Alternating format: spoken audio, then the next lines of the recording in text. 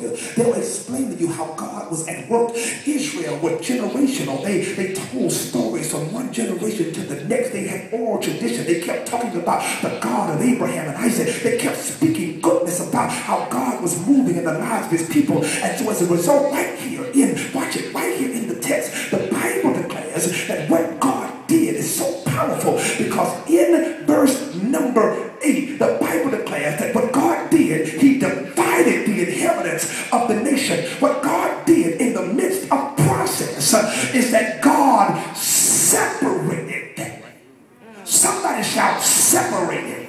Now, this is what God will do. Here's what God will do. You're in process. You're trying to get to where God has you to go. And God says, what I have to do to some of you tonight is something called separation.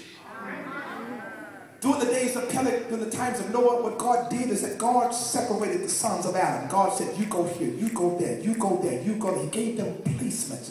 And God said, stay where I tell you to stay and don't move until I tell you to move. You don't have an opinion in the matter. Whatever I have you, it's with purpose and on purpose. Stay where I tell you to stay. God says, I separate you. Now, this is important because this is what some of you have been experiencing lately. This is how you know you're on the verge of the greatest season of your life. God has providentially separated you from some stuff and some people.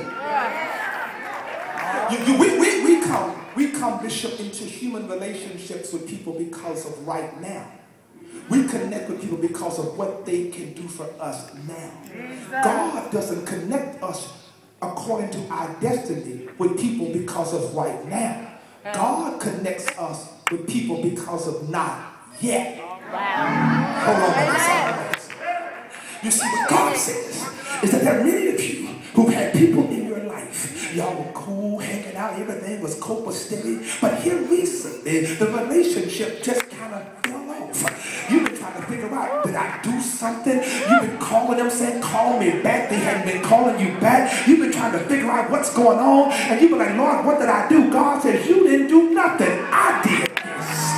God said, what you don't realize is that the people who were in your life could only handle your right now. God said, because I know where I'm about to take you, I had to frustrate that relationship now so you would end up being very disappointed when you find out the folk that's celebrating you now will ultimately be hating on you based on where I'm about to take you.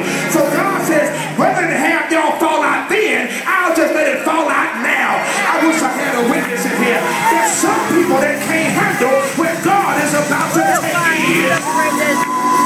Somebody right now, when you think about where God is showing you, when you think about where God is about to take you, you ought to take about 10 seconds and just thank God for your not yet.